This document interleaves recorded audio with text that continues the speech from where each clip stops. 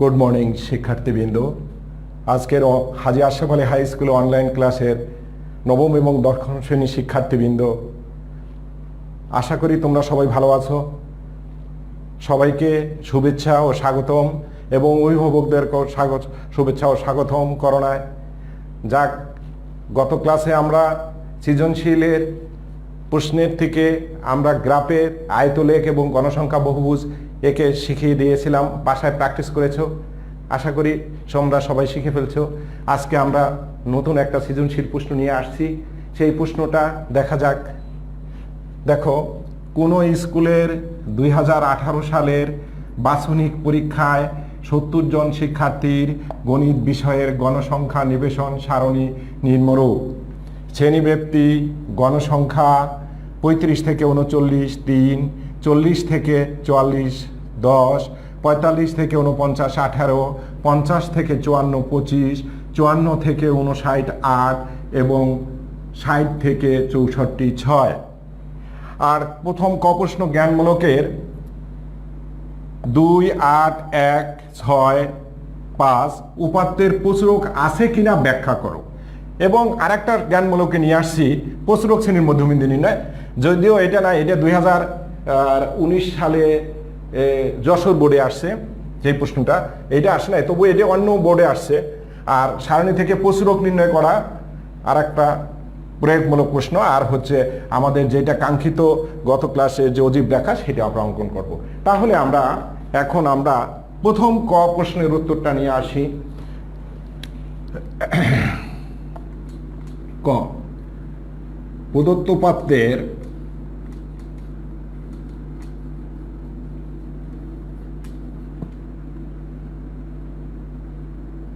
দুই প্রদত্ত উপাত্ত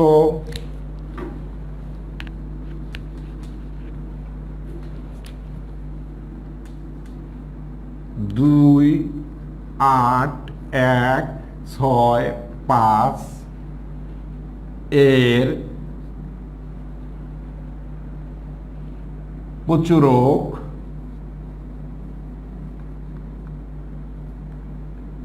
নেই। কারণ প্রদত্ত উপাত্তের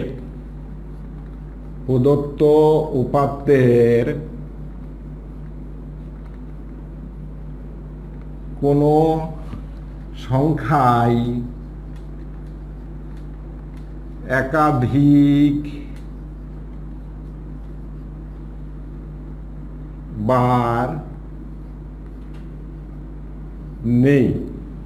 সেহেতু প্রদত্ত উপাত্তের কোনো প্রচুরক নেই, সেহেতু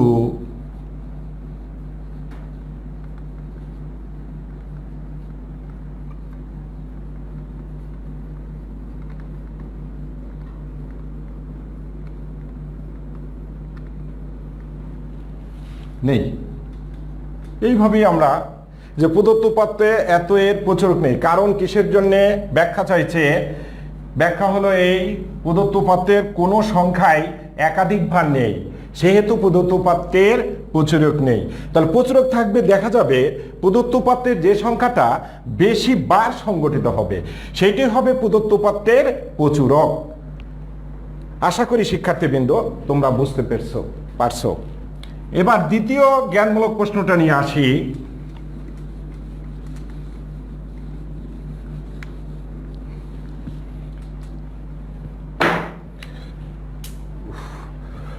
এখানে প্রচুরক শ্রেণীর মধ্যবিন্দু নির্ণয় করতে গেলে দেখতে হবে গণসংখ্যা সারণীতে সারণীতে গণসংখ্যা সর্বাধিক কোন শ্রেণীতে, সেই শ্রেণীতেই হবে প্রচুরক শ্রেণী। তাহলে প্রদত্ত সারণীতে গণসংখ্যা সর্বাধিক 25 আছে, 50 থেকে 54 শ্রেণীতে। প্রদত্ত সারণীতে গণসংখ্যা সর্বাধিক আছে কত? 25 আছে 50 থেকে 54 শ্রেণীতে। অতএব প্রচুরক শ্রেণী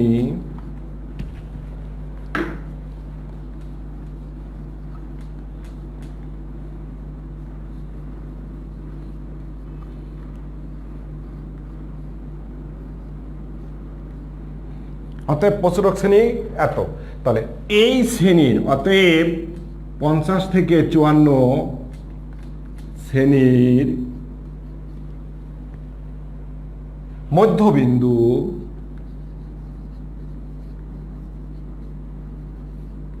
সমান শ্রেণীর উচ্চমান যোগ নিম্নমান ভাগ 2, দ্যাট ইজ 104 ভাগ 2 ইকুয়াল টু 52। অতএব নির্ণয় প্রচুরক শ্রেণীর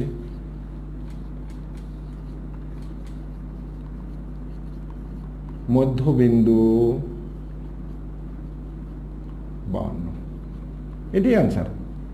শিক্ষার্থীবৃন্দ আবার একটু দেখি, এটা প্রদত্ত প্রচুরক শ্রেণীর মধ্যবিন্দু নির্ণয় করতে হলে দেখতে হবে প্রদত্ত সারণীতে গণসংখ্যা সর্বাধিক কোন শ্রেণীতে আছে। গণসংখ্যা সর্বাধিক 25 আছে 50 থেকে 54 শ্রেণীতে। তাহলে সেটি হবে প্রচুরক শ্রেণী, এবং এই প্রচুরক শ্রেণীর মধ্যবিন্দু হবে শ্রেণীর উচ্চমান প্লাস নিম্নমান ভাগ 2, বা অথবা নিম্নমান প্লাস উচ্চমান ভাগ 2 করলেও হবে। এটি হবে নির্ণয় প্রচুরক শ্রেণীর মধ্যবিন্দু। শিক্ষার্থীবৃন্দ তোমরা আশা করি সবাই বুঝতে পেরেছ। তাহলে পরবর্তী প্রশ্ন নিয়ে আসি ক্ষয়ের অংশে।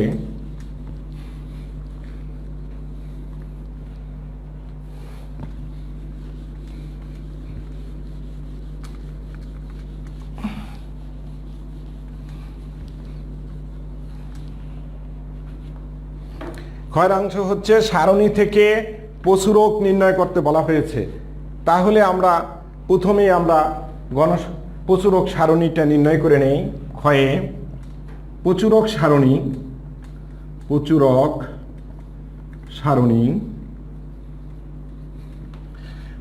সারণী কিছুই নয়, যে প্রদত্ত সারণীটাই হবে প্রচুরক সারণী।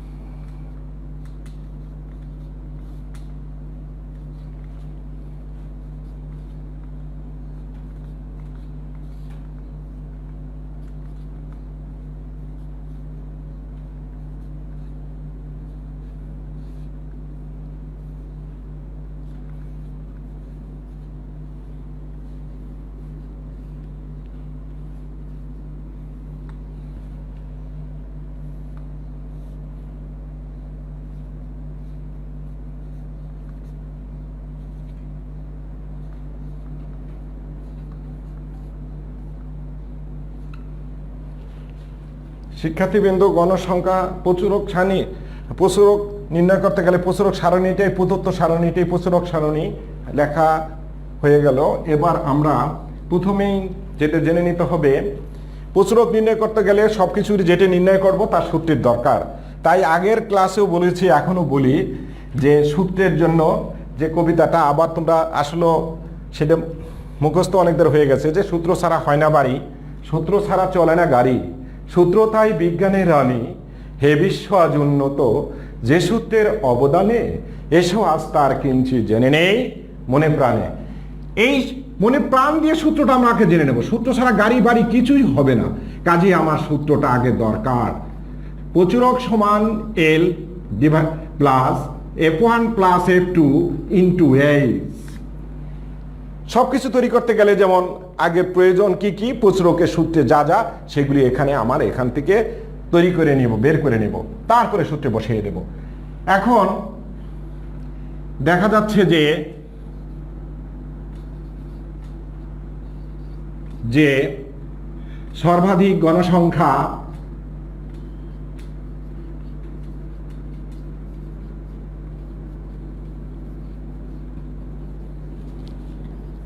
পঁচিশ আছে,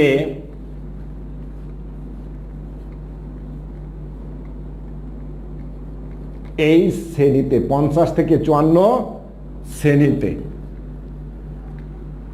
অতএব প্রচুরক শ্রেণী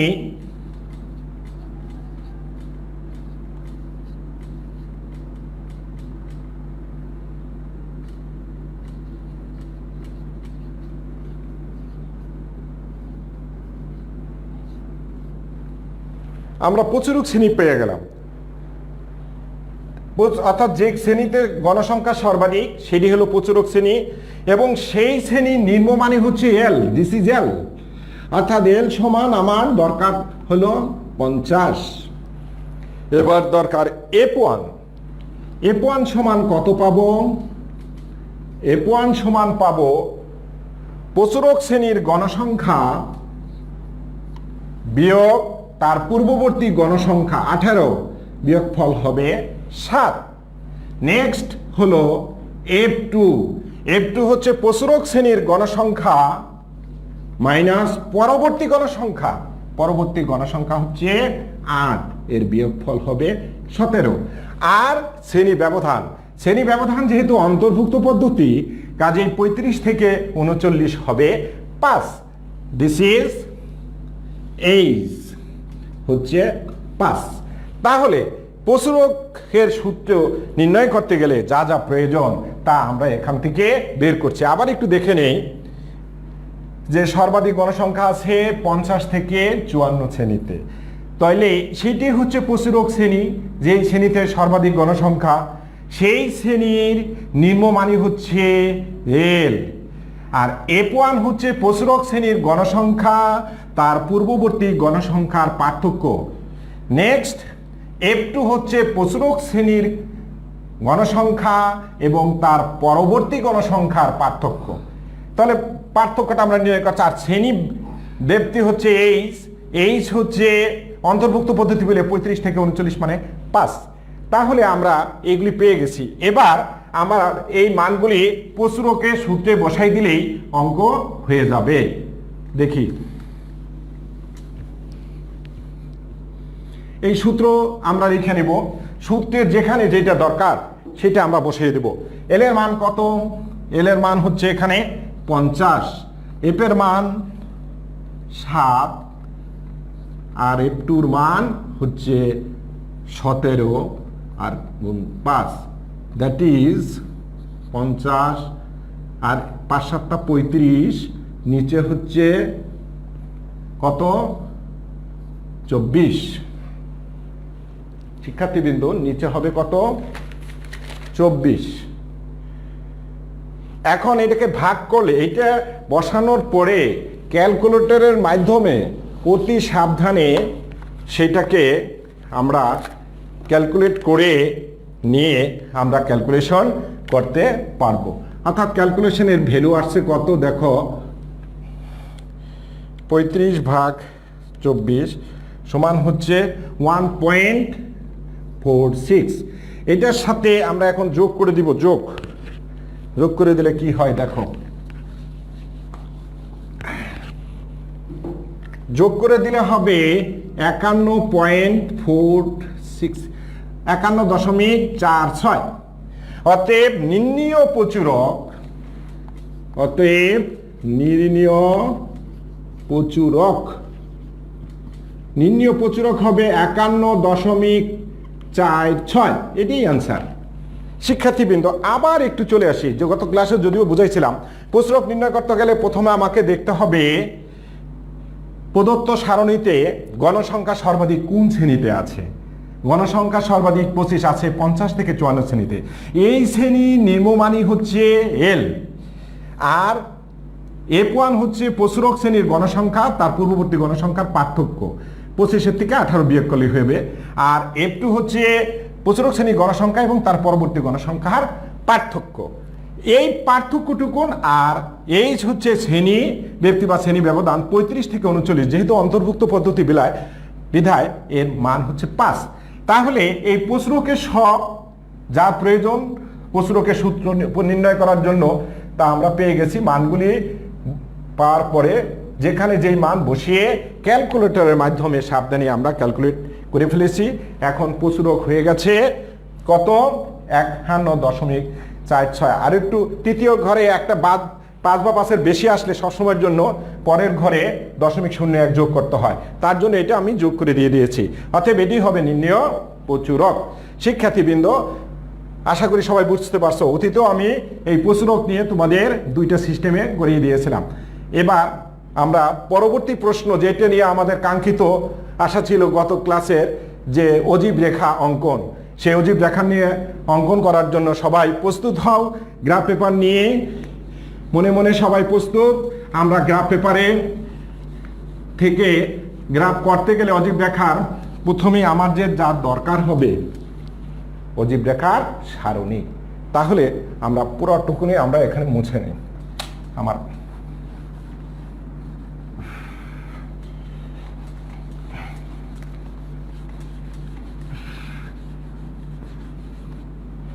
এমন হচ্ছে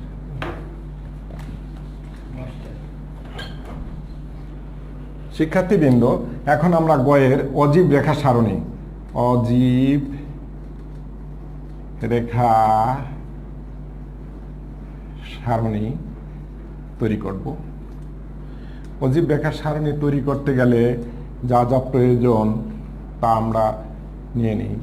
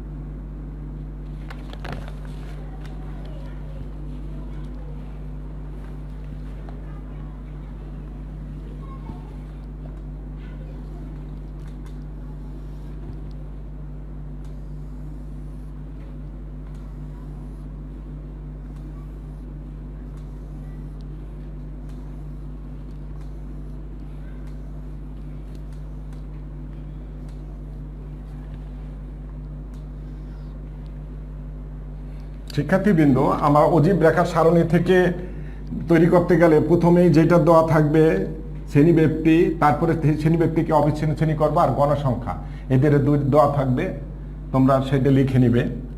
35 থেকে 39 এর গণসংখ্যাটা হচ্ছে 3, 40 থেকে 44 গণসংখ্যাটা আছে 10, আর 45 থেকে 49 গণসংখ্যাটা আছে 18, আর 50 থেকে 54 গণসংখ্যাটা আছে 25, আর 55 থেকে 59 গণসংখ্যাটা আছে 8, আর 60 থেকে 64 গণসংখ্যাটা আছে 6। যাক, আমার যা যা প্রয়োজন না আমরা সেটাকে অমিট করে দেব।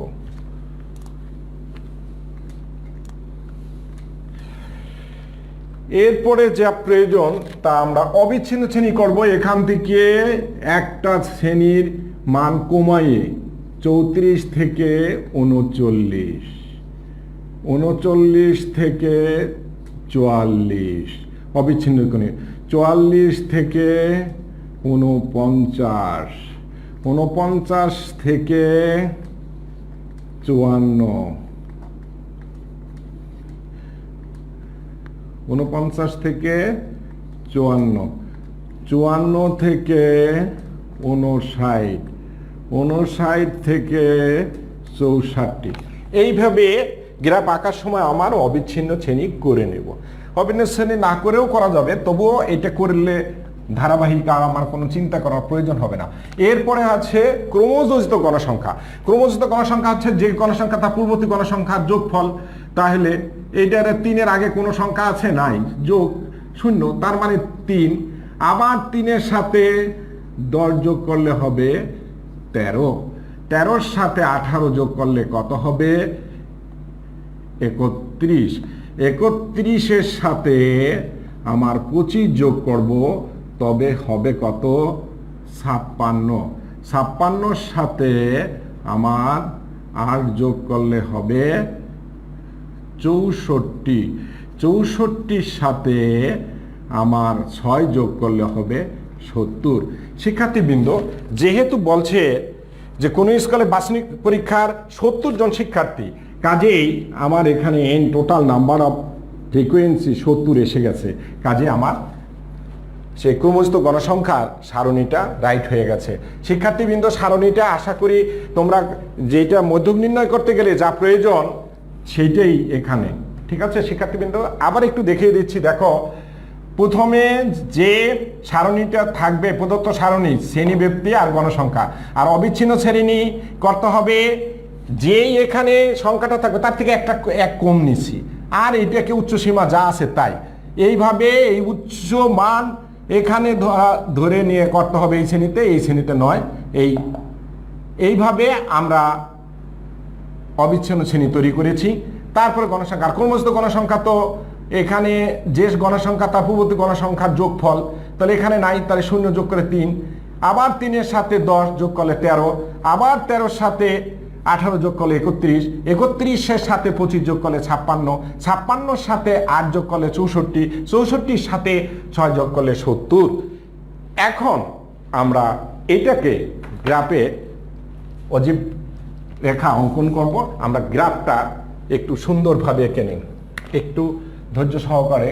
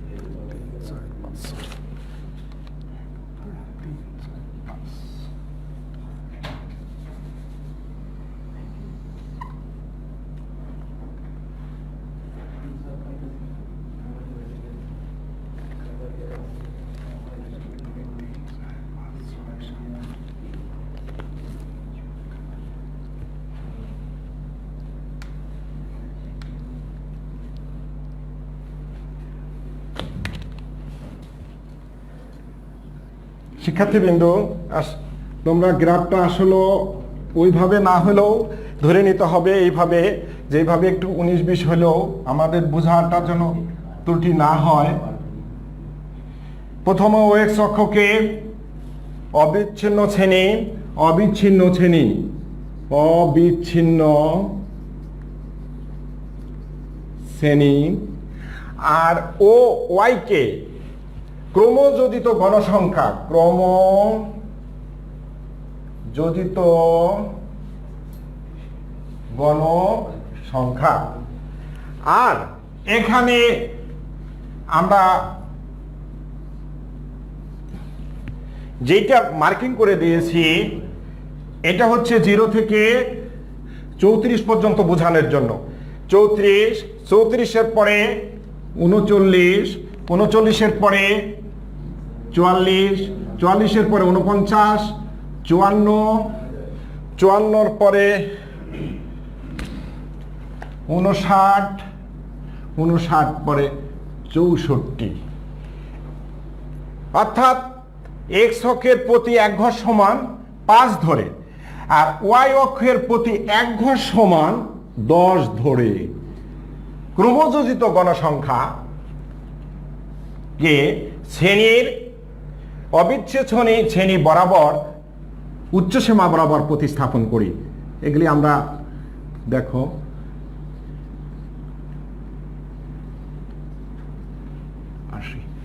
এই এক ঘর সমান আমি দোষী, তোমরা 2 ঘর 3 ঘর 4 ঘর সুবিধা মতন গ্রাফ পেপারে ধরে নিয়ে করতে পারবে। তাহলে আসলে আমার বিষয়টা একটু বুঝতে হবে। প্রথমে ওই অক্ষ ও এক্স অক্ষকে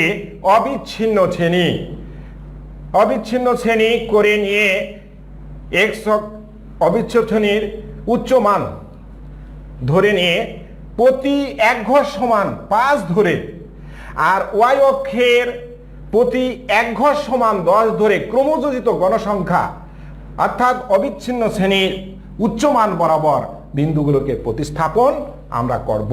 দেখি এখানে একটু খেয়াল রাখতে হবে কত আছে 34 থেকে 39 কত আছে, সেটা কোথায় আছে 3 এখন কোথায় পড়বে? অর্ধেকের কম বরাবর, ঠিক এই বরাবর। যদি অন্য একটা কালি হলে সুবিধা হইতো, তোমরা আশা করি বুঝতে পারছো।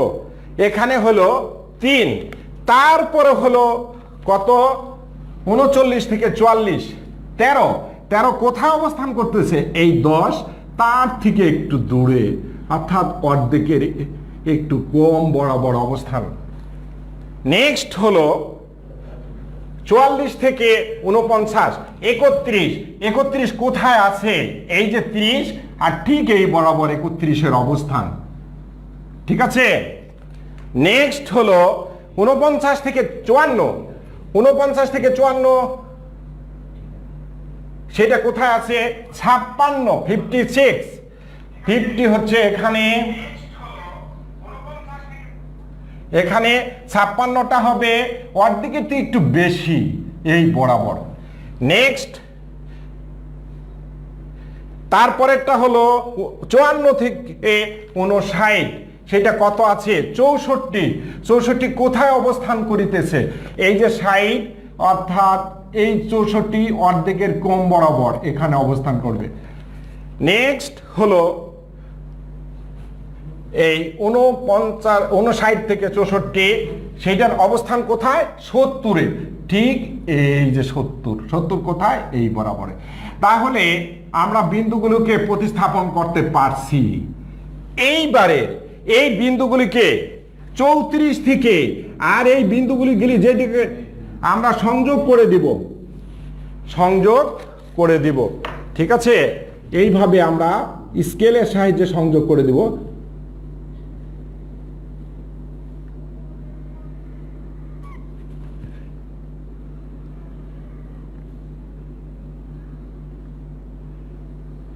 এইভাবে স্কেলের সাহায্যে যে সংযোগ করে যেটা হবে সেটাই হবে অজেব রেখা। শিক্ষার্থীবৃন্দ, আবার একটু ঘুরে আসি। প্রথমেই আমার গ্রাফের দিকে, তোমাদের সবাই গ্রাফ প্রস্তুত। ও অক্ষকে অবিচ্ছিন্ন শ্রেণীর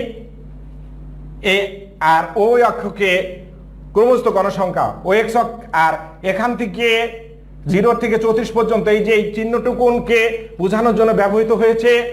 আর ও এক্সের উচ্চ মান ধরে আমরা প্রতি এক ঘর সমান 5 ধরে অবিচ্ছিন্ন শ্রেণী, আর ক্রমযুক্ত গণসংখ্যার প্রতি এক ঘর সমান 10 ধরে অবিচ্ছিন্ন শ্রেণীর বরাবর ক্রমযুক্ত গণসংখ্যার বিন্দুগুলোকে প্রতিস্থাপন করেছি। পরপর করে প্রতিস্থাপন করেছি। এটা বরাবর কত আছে, যেমন 34 থেকে 39 কত আছে 3, আবার 39 থেকে 44 কত আছে 13, এই যে বসাইছি। আবার 44 থেকে 49 কত আছে 31 বসাইছি। আবার 54 থেকে 59 আছে 56, সেটাও বসাই দিয়েছি। আবার 59 থেকে 54 থেকে 59 আছে যে 49 থেকে 54 আছে 56, আর 54 থেকে 59 আছে 64 বসিয়ে দিয়েছি, আর 59 থেকে 64 আছে 70। এইভাবে বিন্দুগুলোকে আমি বসানোর পরে নেক্সট আমার যেখান থেকে স্টার্ট শুরু করেছিলাম 34 থেকে এই বিন্দুগুলোকে পরপর করে সংযোজনের মাধ্যমে যে রেখা অঙ্কন করা হবে সেটাই হচ্ছে অজীব রেখা। শিক্ষার্থীবৃন্দ, তাহলে তোমরা এই অজীব রেখা বুঝতে পেরেছো। তাই অজীব রেখার কিভাবে আমরা অঙ্কন করলাম তা তোমরা একটু লিখে নাও।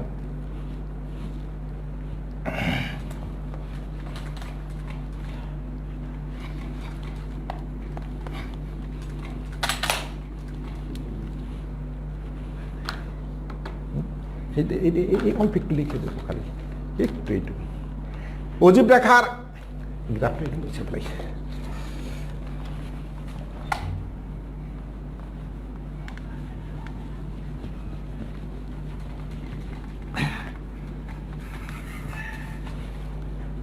শিক্ষার্থীবৃন্দ, আমরা কিভাবে অজীব রেখা অঙ্কন করেছি? এক্স অক্ষ বরাবর ছক কাগজে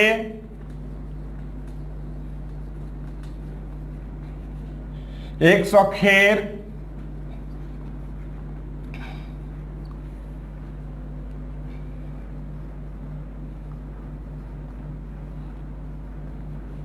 চিহ্নিত, এটাকে 0 থেকে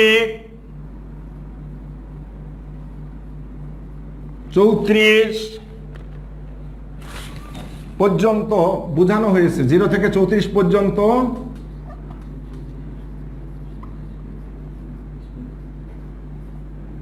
হয়েছে। নেক্সট এক্স অক্ষে এক্স অক্ষ এক্স অক্ষে অবিচ্ছিন্ন শ্রেণী এর প্রতি এক ঘর সমান 5 ধরে এবং ওয়াই অক্ষের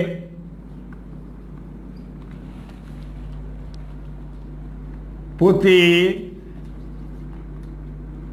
এক ঘর সমান 10 ধরে ক্রমযোজিত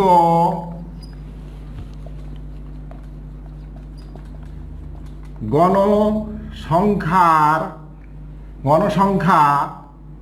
এক্স অক্ষের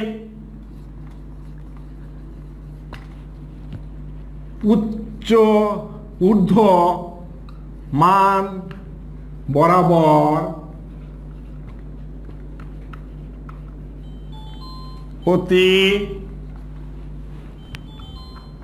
স্থাপন করি।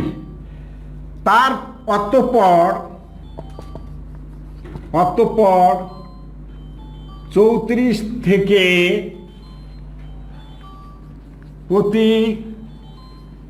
স্থাপন বিন্দুগুলোকে যোগ করি। এটি হবে নির্ণেয় অজীব রেখা। এটি হবে নির্ণেয় অজীব রেখা। শিক্ষার্থীবৃন্দ, আশা করি তোমরা সবাই বুঝতে পারছো আস্তে আস্তে যে আমরা এক্স অক্ষের এইটুকুন চিহ্ন বোঝানোর জন্য 0 থেকে 34 আর এক্স অক্ষের প্রতি অবিচ্ছিন্ন শ্রেণী প্রতি এক ঘর সমান 5 ধরে আর ওয়াই অক্ষের প্রতি এক ঘর সমান 10 ধরে ক্রমযুক্ত গণসংখ্যার এক্স অক্ষের ঊর্ধ্বমান বরাবর প্রতিস্থাপন করি। অতঃপর 34 থেকে এ বিন্দুগুলো প্রতিস্থাপন করে 34 থেকে প্রতিস্থাপন বিন্দুগুলোকে যোগ করি, এটি হবে নির্ণেয় অজীব রেখা। শিক্ষার্থীবৃন্দ, আশা করি তোমরা সবাই ভালো বুঝতে পারছো। আর তোমাদের এই পরিসংখ্যানের যতটা যা প্রয়োজন তা দিয়েছি, এগুলি যদি বারবার প্র্যাকটিস করো তাহলে দেখবে বিভিন্ন সনের প্রশ্নগুলি তোমরা পেয়ে যাবে। এই যে অজীব রেখা, সেটা Cumilla board, Chattogram board, Sylhet board 2019 সালে এসেছে। বিভিন্ন বোর্ডের থেকে দেখলাম, কাজেই তোমরা এটা ভালো করে যা যা এই পরিসংখ্যানে দেখাইছি এটা বারবার প্র্যাকটিস করবে, তাহলেই তোমরা অনেক সুন্দর অ্যান্সার করতে পারবে। আর সর্বশেষ সবাইকে এই করোনা ভাইরাসে সবাই নিরাপদে বাসায় থাকবে, সুস্থ থাকবে, পরিষ্কার পরিচ্ছন্ন থাকবে, সবাই সুস্থ থাকবে। সবাইকে ধন্যবাদ।